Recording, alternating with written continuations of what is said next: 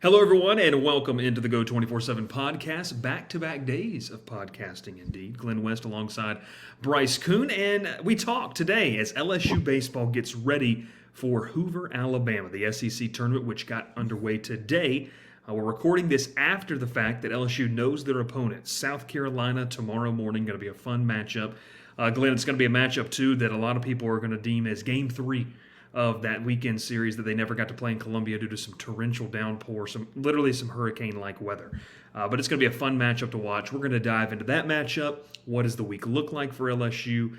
And really overall, what do the Tigers want to get out of this weekend? You always want to win, but also we're going to talk about, what's realistic, what would feel comfortable heading back to Baton Rouge with. If you have not already, make sure to subscribe to the podcast. Make sure to like, follow wherever you listen to this audio as well.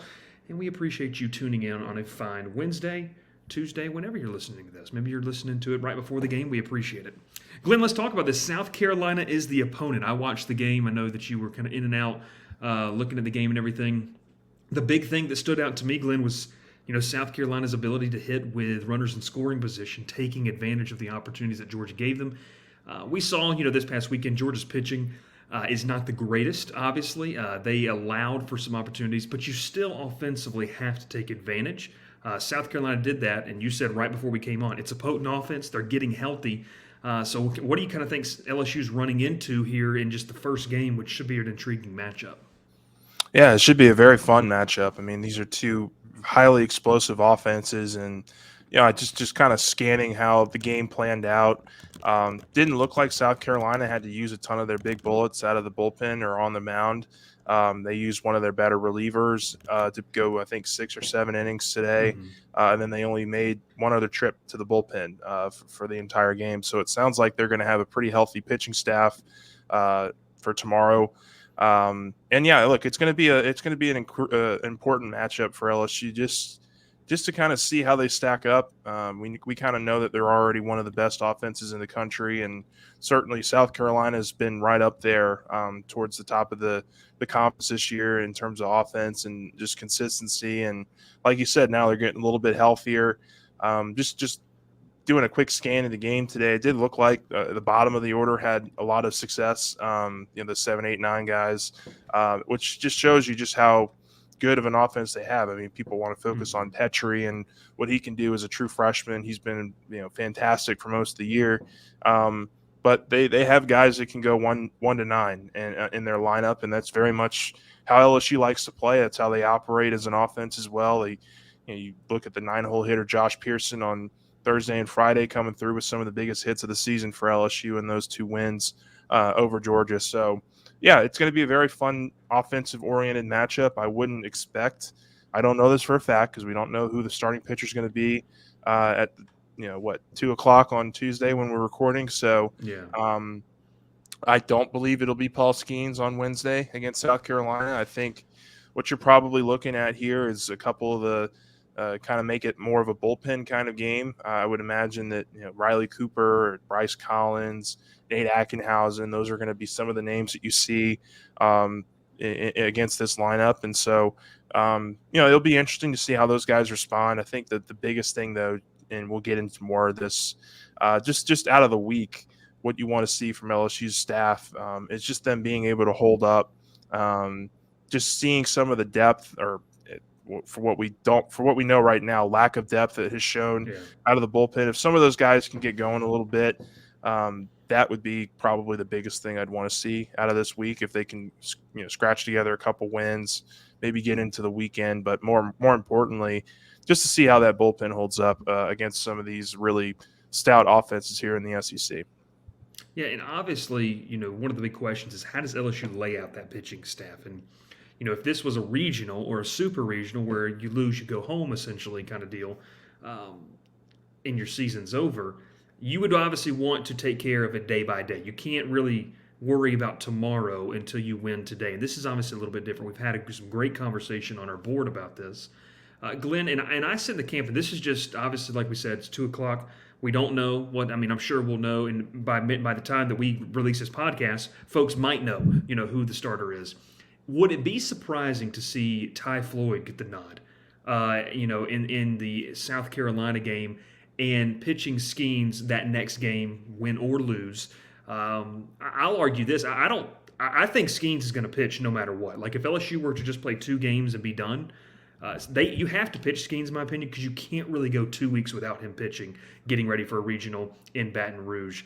Kind of your thoughts on the pitching staff. I know you alluded to it right there. I mean, what's your best guess? How would you see this kind of rolling out? Yeah, I don't know that going with Floyd, even though he did pitch on Friday, a Friday to Wednesday turnaround.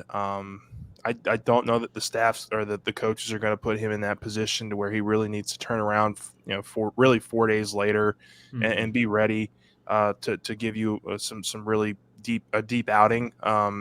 I think Paul Skeens and Ty Floyd are the two pitchers that I wouldn't touch in terms of preparation and in terms of how they operate and get ready, because those are the two guys that need to stay consistent in what they're doing right now, because those are the guys that you're going to be asking to get you into the 6th and 7th inning next weekend in the regional tournament. And if you go out there and you throw Floyd 6 innings on a Wednesday, maybe try to get him back by the end of the week, or if you're still around, just stick to what you're doing. It would be my best guess in terms of how they operate with the starters. So would imagine that when LSU plays a Thursday game, that Skeens would be on the mound for that. Again, this is just a best guess right now. I would imagine if they get to a Friday game, it would be Ty Floyd that's on the mound. But yeah, look, I think the best way that I think you can handle this Wednesday game is kind of treat it like a midweek game. Go bullpen heavy, get a lot of those guys 1-2 innings, max out their pitches at around 30, 35, whatever they feel comfortable with, and really save a lot of the arms here for the end of the week. And so, I think the big ultimate goal is to make sure that everybody feels good and everybody gets kind of a little bit of a warm up here before next weekend's regional. That's what these opportunities in the conference tournament provide, outside of just winning it and being really competitive in this conference, in this amateur tournament. But, Coach Johnson, that's what he kind of called it yesterday, is pretty much the best amateur tournament you have out there in the SEC tournament. So, just getting those guys, just comfortable with what they're doing, making sure they have 1 or 2 good innings, and then just, kind of make sure the focus is on next week. I think that's the most important thing. I wanted to ask this because it's also been a question in the importance of this tournament. Obviously, you ask a coach, you talk about these things, they're never going to say, we don't want to go in and win. Like, that's never going to happen.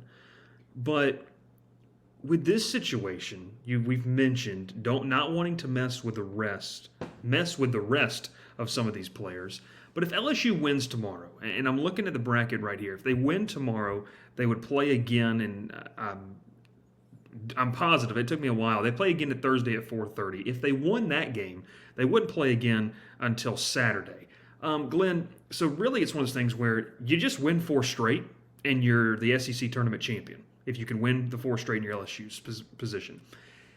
But if you don't, if you lose a game, is there a strategy? Is there something where you say, man, if we get to Sunday, and look, pitchers are already running on fumes. It's this late in the season. It's been a long, grueling season. What's the advantage to getting to Sunday if you lose a game versus just losing 2 or losing or going 1-2 in the tournament, going home? Because I put this on the board. The past 2 years, we've seen Ole Miss get blasted. We've seen Mississippi State get blasted, and those 2 teams went on to win the whole thing in the next year and set up their rotations, set up everything, got back to where they were and rest and everything like that. So is there advantage to going home early in this tournament? I think so. It's so hard to answer just because there's so many contributing factors to if you lose a game here and there, or if you lose a game somewhere in the next couple of days, just kind of what that does to the pitching staff in particular.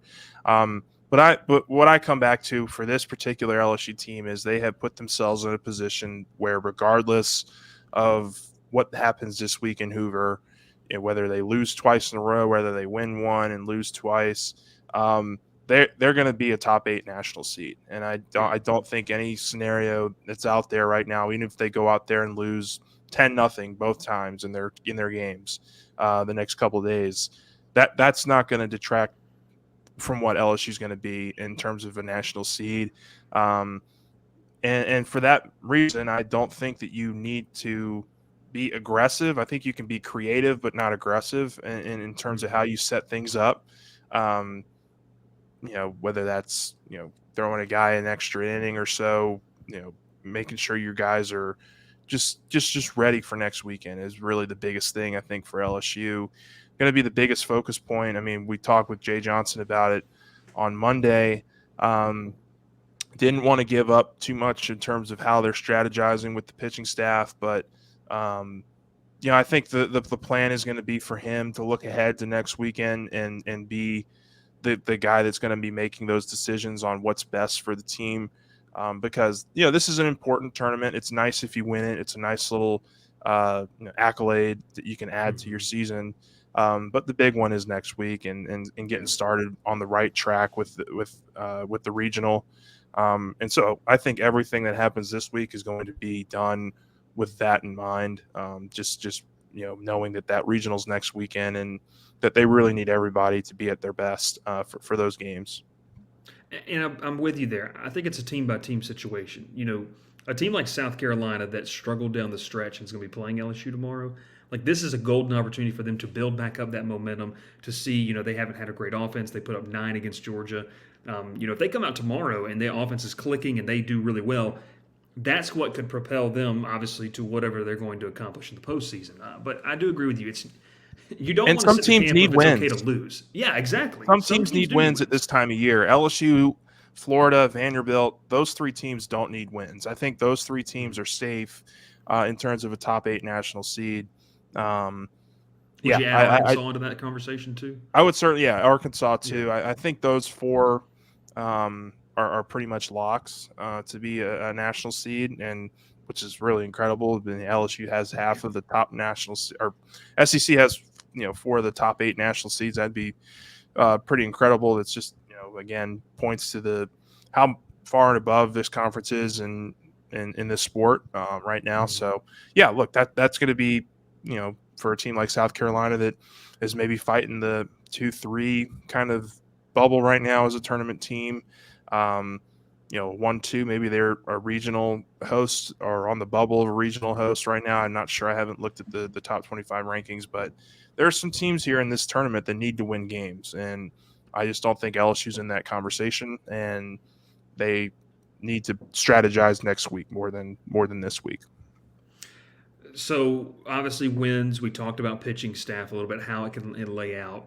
I mean, obviously some of the big storylines. I think that one I'll be watching, and then I'll throw it to you is Dylan Cruz. I mean, this is a guy that they're going to have to count on at different times. We've talked about this offense, and in a year where ERAs are up across the entire country. The guys that have low ERAs, those are the ones that are in for the Pitcher of the Year award. And it's a select group of kids that are being able to do that, Skeens being one of those guys. What are some things that you feel like you want to see to feel comfortable going into next weekend? One for me would just be it'd be cool to see. It'd be great to see Dylan Cruz go like 3 for 4 with a home run tomorrow, and you say, okay, he's starting to feel like more like himself. Going into regional play next weekend. Obviously, a big one's the pitching staff. Are there any names that you'd like to see kind of have a good outing, maybe an inning here in relief that maybe gives this team and this fan base a little more comfort?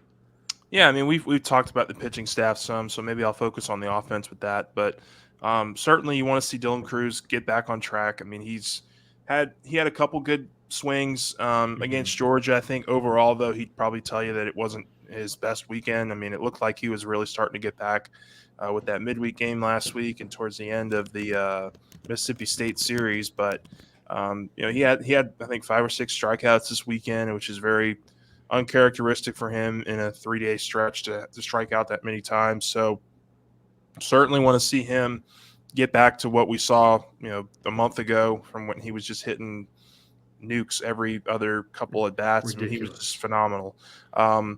Another name I'd like to see, kind of show you a little something is Gavin Dugas. He's been a little bit, I don't know what the right word is. He hadn't performed the way that, he is, showed to be able to earlier this year. He's just really struggled at times with strikeouts in the last couple weeks, and he's getting on base, at least once a game. I mean, I know that the on base streak is still around 50 games or so, but Just a little more consistency out of Dugas would really, I think, be a big jolt to this lineup because he's come through with some really big hits throughout his career, really timely hits, and that's kind of stuff you need at this time of year. Is a guy that if you're down 1 or 2 runs to knock out a 3-run homer and really kind of turn the tide in a game. He's got that kind of potential in him.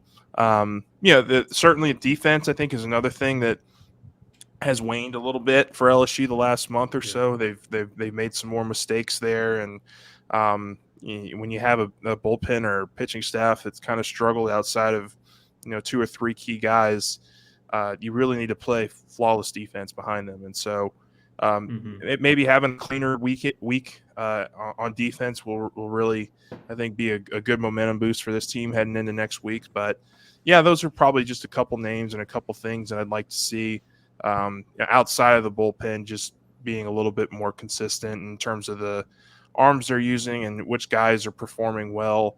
I think you need to start seeing some turnaround there out of the bullpen. The guys really struggled, I think, on Saturday to kind of maintain that that game and from letting it get away. Defense certainly contributed to that as well, but you want to see some more consistency out of the bullpen for sure. Yeah, it was I can't remember which night it was, Glenn. I think it might have been Friday night. It didn't come back to bite him, if I believe, but the pop flies to Jordan Thompson that he just lost. And Glenn, I've been to that stadium. It's not well lit, so it's something where there has been a history of guys losing balls if they get high enough above the lights. So it's one thing for two guys that, I don't know about you, Glenn, but well past their prime athletically, to sit here and talk about the inability to catch a major league pop-up or anything like that. Yeah. It's much harder to do. But I think defensively, how key is it? And we can dive into this a little bit more. When your pitching staff's struggling, look, we know what Skeens is going to do. You kind of feel like that. You kind of feel comfortable with what other guys may give you. But man, if you can be solid defensively, it helps so much for the psyche of a pitcher, knowing that he doesn't have to strike everybody out. Like, he can pitch to contact and get outs. Maybe a dark horse guy. Who's a guy that you think steps up maybe this week or going into next week? Is it a Milazzo? Is it a Hayden Travinski continuing to just destroy the cover off of baseball? I mean, who's a guy that you think they're going to have to rely on that's outside of the big premier names? Yeah, I mean, look, defensively, I think what we talked about, it's just make the routine play. You don't have to go out there diving for pop flies or whatever it is that Trey Morgan's been doing out in left field the last couple of weeks. It seems like he's making Sports Center top 10 play every other game or so out in the outfield. Just make the routine play in the infield. They've had a couple errant throws, certainly from the middle of the infield, some drop catches like you mentioned, some double plays that weren't quite turned quick enough. If you can just make those kind of routine plays in those situations, it really, really helps out your pitching staff. But just guys that I think might be able to start ascending here. I think Josh Pearson's the name that comes to mind for me. He's been a guy that I've been really high on, even throughout his struggles. He's had an on-base percentage of over 400 for most of the year. So he's given you quality at bats and hasn't always led to success this year. I always look up and he's at the plate, and it's usually a 2-2, 3-2 count kind of deal that he works on some of these at bats, and it's just really consistent in that respect. And so, if you can get him going, I know he had a 5 RBI weekend this weekend against Georgia.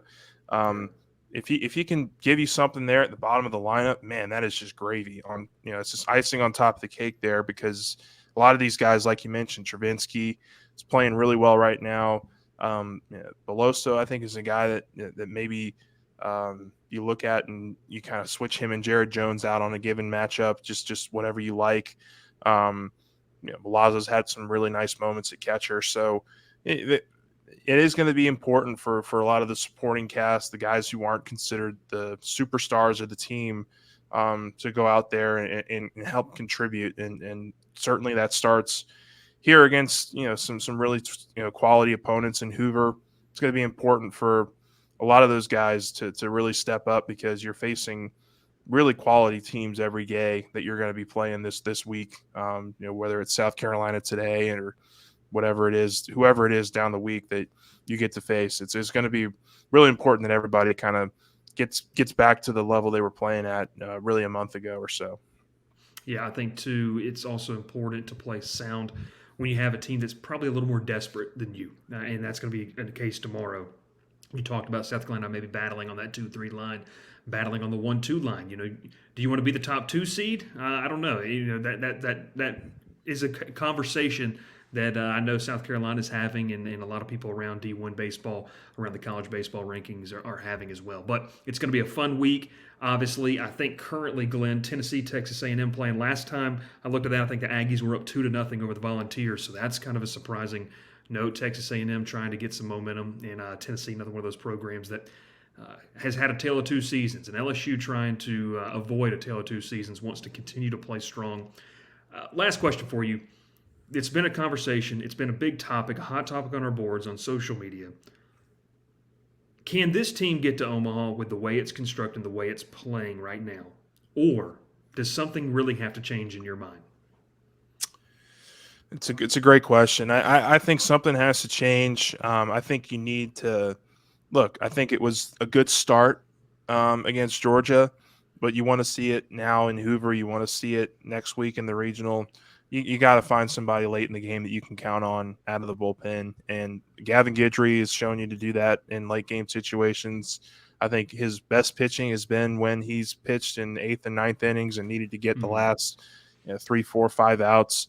Thatcher kind of gave it away there in the 9th and then really responded well in the 10th, 11th, and 12th. If that's something he can build on, if he's another arm that you can rely on at the end of games, that would be huge to get 2 guys where you feel comfortable with throwing to get you a chance to extend your season, a chance to save your season, a chance to potentially bring you to Omaha. I mean, like, you need guys who can pitch in those situations, and we haven't seen a whole lot of it, especially during SEC play. So I do think that needs to change for LSU to make it to Omaha.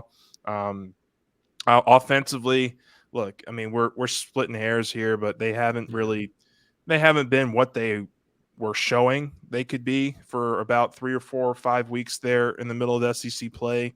I would say the last 2 or 3 weekends, they haven't exactly been their best offensively. Yet they're still averaging 9-10 runs a game. I mean, they're still really doing a nice job. And I don't think I think the biggest thing here is, and the kind of question you have to ask is, can the offense carry you to Omaha? I don't know that that's a yes at this point, just in the recent weeks that they've been playing. But that doesn't mean it can't start to turn around this week against in Hoover. I think they started to figure some stuff out early in the Georgia series, and then they kind of lost their approach. I think we asked Dylan Cruz about that on Monday, and he said that their game plan, they got out of their plan a little bit in Game 3. So you want to see the offense bounce back after that and see if they can't try to hang up 10, 11, 12 runs a couple times and really feel comfortable with themselves heading into next week. It's going to be fun, a lot of fun. Obviously, LSU feels really comfortable on that number 1 line, and then would love to get to a super regional. Which, Glenn, I will tell you, the updated one-day report on from yesterday's conversation about would the wife let me sneak away for the super regional if LSU gets that far, potentially. If it is a Saturday, Sunday, Monday super regional. Fans don't know some of those regionals are on Saturday, Sunday, Monday. Yep. The others are on Friday, Saturday, Sunday. So I might have to get you to write me a note. That you need me. You got to meet for dinner. We got to talk about some big business. Yeah, you'll have to hit me up with. Yeah, if I need to be writing you notes, I don't think that we're in a very good spot, Bryce. I can't be writing you notes, man. You gotta tell her, look, I'm going out for some work business. for a business meeting. It's just going to be on campus. But no, hey, we appreciate you listening. Kind of an all-inclusive here, talking the SEC tournament. It's going to be a fun week, and I encourage fans to enjoy it too. I mean, look, we get caught up so much in, oh gosh, Dylan Cruz, he's only batting, 423 now in the season. I mean, he's crazy. But you're watching some professional players, and this is going to be a chance to watch some of these guys for the last time in an LSU uniform. And man, it's going to be a lot of fun to see what these guys do at the next level. So you got to cherish the next couple of weeks because it's going to be really fun to see what they can do in the purple and gold. For Glen West, my name is Bryce Koon. We thank you so much for tuning in to the Go 24/7 podcast.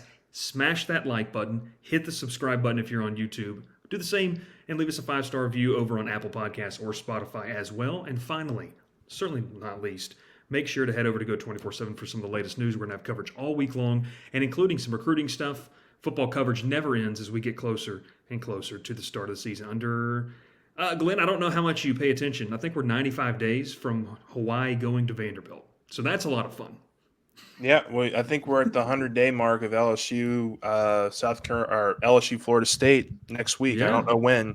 I think maybe Thursday or Friday of next week is when I that think so. goes down. So, and we're going to be doing some special there. coverage of that as well, too. So it's going to be a ton of fun. We'll talk to you, though, next time here on the Go 24/7